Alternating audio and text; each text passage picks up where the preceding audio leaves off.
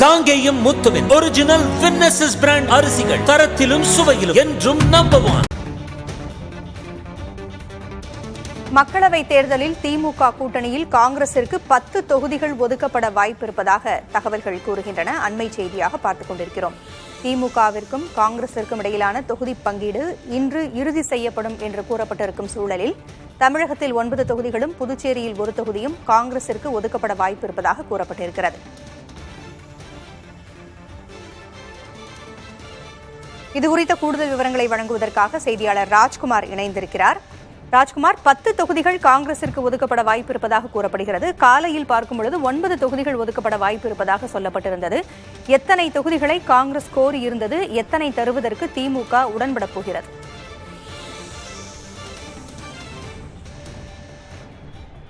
ஜனவரி மாதம் 28ஆம் தேதி திமுக கூட்டணியில் முதல் கட்ட பேச்சுவார்த்தை காங்கிரஸ் கட்சிதான் பேச்சுவார்த்தையை தொடங்கியது.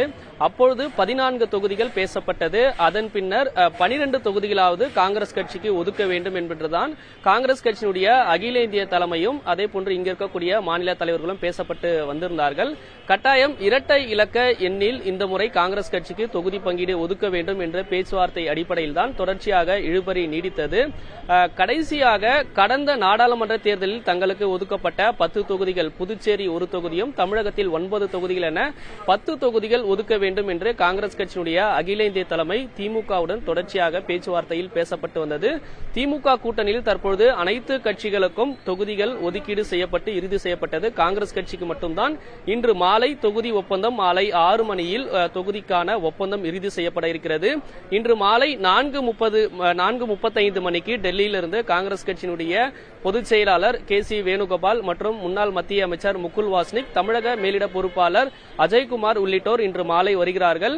மாநில தலைவர் செல்வ பெருந்தகையுடன் ஆலோசனை கூட்டம் நடத்தி முடித்ததற்கு பிறகு 6 மணிக்கு தொகுதிக்கான ஒப்பந்தம் இறுதி செய்யப்பட இருக்கிறது.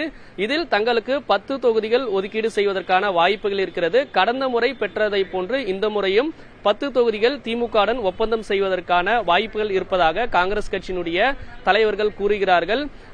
அந்த ஒப்பந்தம் இறுதி செய்யப்படுவதற்கான வாய்ப்புகள் இருக்கிறது. அதே போன்று கடந்த முறை பெற்ற தொகுதிகளே கிடைப்பதற்கான வாய்ப்புகள் இருப்பதாகவும் ஒரு சில தொகுதிகள் மாறுவதற்கான வாய்ப்புகள் இருப்பதாகவும் தெரிவிக்கிறார்கள். குறிப்பாக திருச்சி, கரூர், திருவள்ளூர் போன்ற தொகுதிகள் தங்களுக்கு மாறுவதற்கான வாய்ப்புகள் இருப்பதாகவும் கூறுகின்றனர்.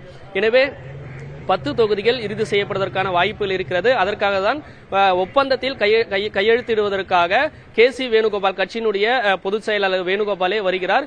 எனவே முதலமைச்சர் MK ஸ்டாலினுடன் இன்று மாலை 6 மணிக்கு திமுக காங்கிரசுக்கான ஒப்பந்தம் இறுதி செய்யப்படுவதற்கான வாய்ப்புகள் இருக்கிறது.